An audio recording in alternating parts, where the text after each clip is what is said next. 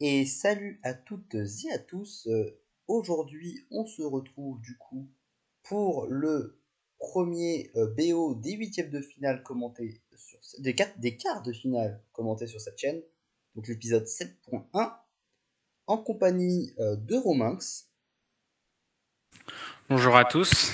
qui est donc notre cher gagnant de ce BO entre Rominx et Dark Riva. Et oui, Dark Riva qui a réussi à passer Sargam et qui se fera stopper par une reine plus puissante que lui. Euh, mais du coup, je propose de voir ça aujourd'hui. On va d'abord parler un peu de ta team contre Dark Riba, monsieur Romax. Tu nous as sorti deux teams bien différentes. On va commencer par cette première team. Alors, est-ce que tu peux nous expliquer un peu ta team? Alors, donc, j'avais pris un Magarna Scarf. J'avoue que je sais pas trop ce que je voulais faire avec ça, parce que ça dépasse pas Greninja, je crois. Ça dépasse Non, pas non plus. Non. ça dépasse pas Greninja. Oui, ça dépasse pas Greninja, ça dépasse pas non plus Beedrill Mega. Donc, ça devait être pour dépasser euh, Zangoose, donc. Ah oui, J'avais même pas mis de quoi dépasser Thunderous, donc c'est vrai que je me rends compte que je sais pas trop ce que j'avais fait avec ça. Je pense, ah si, je pense que je voulais trick un Scarf à Chansey, c'est ça. Et du coup, Ah, j'aurais peut-être c'est vrai pu que jouer Specs. Chansey, Magnéton, Gligar, c'est des trucs que t'as envie d'enlever leur regret. Et donc j'avais joué Magerna parce que je voulais un pivot. Euh, Puis je voulais aussi qu'il dépasse Magnéton. C'est pour ça, je pense que je jouais Scarf. Mhm. Donc parce qu'avec les Volt Switch étaient assez gratuits contre la draft de Dark Rebag parce que bon, Gligar allait moyennement venir sur Magarna et puis du coup le type électrique qui était assez utile contre la draft. Mhm. Euh, mais bon, du coup, j'avais aussi Executor Alola qui était donc à Solvest pour tanker Greninja surtout. Mhm. Euh, et puis le type Grass, pas mal contre la draft Kingdra aussi, de je Dark pense. Riba, malgré le Chansey. Il y avait le Chansey qui était chiant, mais du coup, je pouvais le knock-off, donc ça, c'était pas mal. Ça pouvait aider Magarna. Mhm. Et ça pouvait aider Suelo aussi, puisque Suelo a quand même du mal à tuer Chansey. Ça faisait à peine un 2 HKO, je crois, avec Assad. Mhm. Euh, donc voilà, et donc le but était surtout de check Greninja, hein, qui me faisait assez peur malgré mon mantine. Moi, j'imagine. Parce que comme on peut voir la Wakanberry sur Mantine, j'avais peur de HP Elec hein, qu'on m'avait sorti plusieurs fois avec, contre Néodimir, notamment, il m'avait sorti 2 HP Elec. Mhm. Aussi, il y avait le Swampert qui est assez classique. Il y avait le Hidden Power électrique pour Pelipper. Bon, malheureusement, Dark Ribbon n'a pas joué de Rain, donc ça n'a pas eu beaucoup d'effet. Le Mantine donc qui était là pour check Greninja, check Polyvros, check Kingdra. Mantine qui était très fort, mais malgré tout, avec tous les HP Elec, j'avais peur un peu que ça suffise pas. Donc Mhm. c'est pour ça que je jouais Executor aussi. Euh, Nidoqueen, Shukaberry qui était là pour gérer Beedrill. Euh, Parce que bah c'est Beedrill quoi, ça refait un peu les fesses. Et c'est sûr que Bédégui, il faut pas le sous-estimer, hein. Et puis le Swellow, rien d'étonnant sur Swellow, il y a juste Hidden Power Ground que j'avais mis pour Magnéton. Mais voilà. Ok, et cette passe team, tu l'as sortie juste en game 1. Donc on verra la deuxième team après. En attendant, commençons ce match. Alors, on a un lead Magarna contre Bidgil. Bidgil qui va pouvoir faire son turn et faire un petit crit dès le début. Ramener Chansey, et du coup, tu vas directement anticiper le fait qu'il va mettre Chansey, c'est plutôt bien joué. Ouais bah C'est un peu logique qu'il mette son Chansey j'avais en pas plus. trop peur. C'est vrai qu'il aurait pu faire Drill Run, ça aurait été dangereux pour moi. Mais je doutais qu'il sacrifie son Beedrill comme ça, Bah, c'est alors surtout que que ça a quand même un super match-up, Beedrill. ça n'avait pas de sens que tu sacrifies ton Magarna aussi T1 sur Vidril de Gilvan. Oui, Euh, oui aussi. enfin, ça me semblait assez logique que tu mettes par exemple le Swellow ou Mountain pour le tanker, mais bon, c'est sûr que là le trick du coup va bien handicaper ce Chansey qui va directement rien faire de la game. Et ça va pouvoir mettre le Nidoqueen, remettre Kingdra en réponse, mettre Mountain en réponse. Voilà, c'est le moment des petits switches. Et là, ça va faire 7 Kingdra pour tenter les Hurricanes, mais bon, hein, là à ce niveau-là, c'est pas grand Et chose en j'avais pas termes de grand-chose à faire dégâts. ici, hein. Je sais pas trop ce qu'essayait de faire Dakriba à ce moment-là, Hmm. comment il essayait de me Il a passer. Peut-être essayé. c'était un cri de drame, mais bon. Ah là, je pense que c'était quand même un swim. Quoi que non, vu qu'il n'y a pas la reine, en vrai,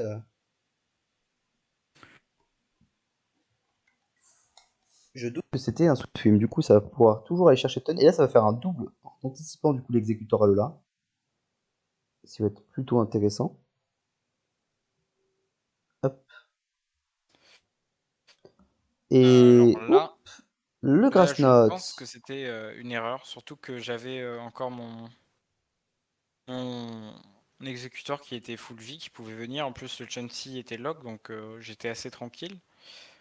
Mais, euh, mais ouais, du coup, là, je me suis dit en plus au moment où j'ai cliqué qu'il y avait Grassnote, mais j'ai pas eu le temps de cancel, je crois. Et du coup, ouais, c'était une erreur de ma part ici, qui je pense m'a pas aidé pour la suite du match, même si Swampert avait un peu du mal contre cette version, enfin, ce Swampert là avait un peu du mal contre la team de Darkriba. Mhm. Mais du coup, ouais, une erreur de ma part sur ce coup-là. Et du coup, ça va pouvoir permettre d'activer le Battle Bun et de voir le H Greninja, le S C'est puis de sortie. c'est surtout ça qui va poser problème, hein. C'est le H en fait. Mon Draco Hunter qui va faire des bons dégâts vu que maintenant il n'y a plus de Eviolite. Un truc qui fait moins de dégâts. Ça m'étonne d'ailleurs, mais bon. Hop. U-turn, voilà. Beedrill qui a commencé ses petits chips damage avec U-turn. Pouvoir mettre le Greninja qui va faire de gros dégâts, mais même si en plus c'est un Specs. Et même avec l'AV, voilà, 50% d'exécuteur de là.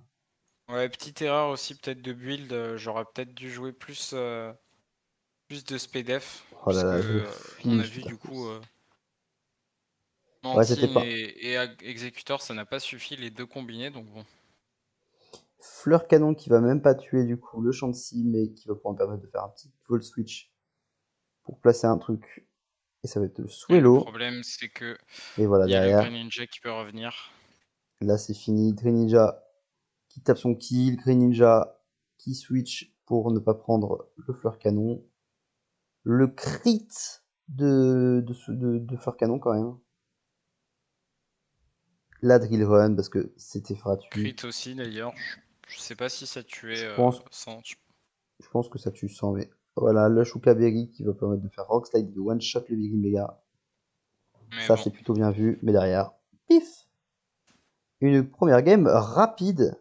Enfin, rapide, ça va en vrai, mais première game rondement menée de la part de Darkriba avec plutôt des erreurs qui sont favorables en sa faveur pour lui. Ouais, bah le sac Swampert qui lui permet De win, hein. de synergiser, et puis du coup, derrière, je pouvais plus faire grand chose, hein, surtout avec le flinch Dark Pulse à la fin sur Mantine, Ouais. qui m'a terminé, mais bon. Et c'est pour ça que tu vas Mais passer à bon, une team un peu plus différente. Avec un Mountain un peu plus offensif, j'ai l'impression. Un Megarina AV. Un Megarina AV pour, j'imagine, un Greninja H. ouais, c'était ça. Je comptais jouer Magarna plus Mantine qui pouvait quand même tanker assez bien Greninja, Mhm. malgré le fait qu'il ait pas trop de def. Je me disais que je pourrais alterner entre Magarna pour les attaques haut et Mantine pour les. Donc, enfin, non, du coup, Magarna pour les attaques ténèbres et Mantine pour les attaques haut. Mhm. Après, malheureusement, enfin, malheureusement, non, plutôt heureusement pour moi, j'ai l'impression que Dark Ribbon n'a pas joué de stab haut autre que Shuriken. sur son Greninja, donc ça m'a pas mal aidé parce qu'il faisait rien à mon Magarna du coup. Un Swampert Mega du coup Rest Talk. Ice Punch Heu, Earthquake. C'est un Swampert Mega défensif. ouais, c'était un Swampert méga défensif à la base, je crois que je voulais, l'utiliser pour aider aussi à check, Greninja, mais j'ai vu que ça suffisait pas. Alors j'ai plutôt joué, Peut-être plus Poliwars, non? Physical Def, parce que je me suis rendu compte que ça pouvait plutôt bien check Beedrill, Ah, ok. avec Rest, Ok. et voilà. Un Célébiscar du coup pour dépasser les deux menaces adverses et pouvoir les terminer avec quelques Dream Psychic. Un petit trick j'imagine pour le Pour Chansey le au cas où. Chansey encore. Swellow du coup avec le même set. Et Lidoqueen cette fois-ci non pas avec une Shuka mais une Life Orb et un Focus Punch. Ouais, du coup, j'avais mis les rocks, je voulais les rocks, contre Darkriba, je sais plus, bah si, c'était pour Beedrill. Mhm. Je crois que je les avais pas mis dans la première team, les rocks, Hmm. et je m'étais dit: «Mais il faudrait quand même que je mette les rocks», Ouais, c'était pas un parti. donc voilà. Et puis avec ça, du coup, il y avait le fait que je voulais pouvoir bait, Chansey, puisque, une fois Chansey mort, Anti pouvait faire son travail, Celebi pouvait faire son travail, et donc ça me mettait plutôt bien. Et c'est pour ça que j'ai mis le focus punch. J'ai pris le risque de pas mettre sub, euh, ce qui m'a pas gêné au final parce que j'ai pas vraiment eu besoin de Nidoqueen. Mais voilà. Ok, ok. Et bah du coup on va pouvoir partir sur ce deuxième et troisième match avec, c'est parti, un lead de Célébiscarf contre Beedrill. Et ça va rester et prendre le Psychic et mourir. Voilà, Darkba qui va directement ne pas check le Scarf. C'est dommage parce que c'était possiblement le truc qu'il fallait Ouais, c'est un checker peu une là. erreur de sa part là-dessus, je pense. Mm. Tu vas pouvoir mettre Level Switch, mettre Swampert bien entendu pour faire un peu peur, mais bon voilà, TP pour Greninja. Ça pourra mettre le Magarna AV tranquillou pour la Dark Pulse qui fait 16% avec un crit. Ça va se rendre compte que ça avait, mais voilà, le Volt Switch qui va partir sur le Sundoise Volt Absorb. Et le Volt Switch qui va Je pouvoir crois que j'avais revolt switch ici. Ah non, j'avais fait Ice Beam. l'Ice Beam. Et là, le Volt Switch du coup, cette fois-ci pour Swellow. Voilà, TP, voilà, le truc c'est que voilà, à chaque fois, le Surnsea, il peut TP. Et là, ça va faire Water Shuriken, mais ça va pas tuer. Et ça va mettre un U-turn qui va pas tuer Greninja malheureusement. Maintenant, il sait qu'il escarfe le petit Celebi, du coup, ça va s'enfuir, mais faire le petit U-turn du côté Celebi pour le Nidoqueen T-Ball sur Pelipper. Je suis Hmm. assez surpris d'ailleurs que ça n'a pas envoyé Chansey Sur le sur le Nidoqueen, moi aussi, ouais. Nidoqueen. Mais du coup, c'est vrai que ça aurait été fort, mais bon, pas de Focus Punch du coup, hein. Pas maintenant.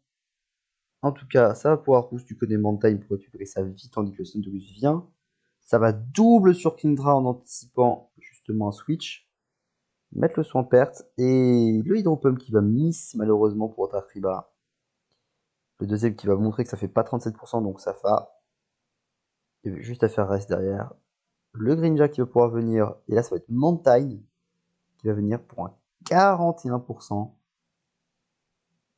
Et du coup, derrière, bah, Hurricane va pouvoir tuer. Et bon, là, c'est un peu perdu. Ça va laisser Mantine mourir, mais ça va même pas mourir de Weather Ball. Voilà la SPDF du Poké, hein. Même pas investi en SPDF. Un peu en HP, mais bon. Et derrière, bah, Swellow, il a juste à faire façade, puis rouste façade, et je crois que c'est bon. Bah, j'ai spammé un peu rousse, au final ça a servi à rien puisque Swellow est mort quand même, mais bon voilà. L'essentiel est fait. Je tiens à dire du coup, le temps que ça se termine, que à un moment là j'ai hésité à envoyer mon Nidoqueen pour, donc finir avec Focus Punch, mais un truc qui va bien me servir pour la game d'après, c'est que je vais me dire justement qu'il faut pas que je réveille le Focus Punch, et Hmm. j'ai pu Ah bah, donc terminer la partie. Pokémon est un jeu d'information, hein. Si tu sais pas ce que l'adversaire a et que tu es sur la même team, surtout dans des BO3, ça peut être très important de garder des infos secrètes. Et on va sûrement le voir là, parce que là, il va ramener cette fois-ci Badabouin, qui n'était pas là avant. Il a rechangé de team par rapport au deux précédentes. Et on est parti, du coup, cette fois-ci, ça va remettre Celebi sur, cette fois-ci, Chansey. Et ça va tenter de mettre Kingdra pour anticiper justement ce Trick Scarf, mais ça va pas marcher. Je fais pas Trick Scarf parce que je me suis rendu compte du coup que Beedrill faisait peur, hein, donc Ouais. j'ai voulu le garder pour menacer. Le Miss Hydro-Pump qui va pouvoir se barrer dans l'océan. Le Vol Sweep pour remettre Swellow. Menacé d'une grosse façade. Mais c'est Chansey qui va prendre la façade pour mettre tonne de Rusté assez tranquillou.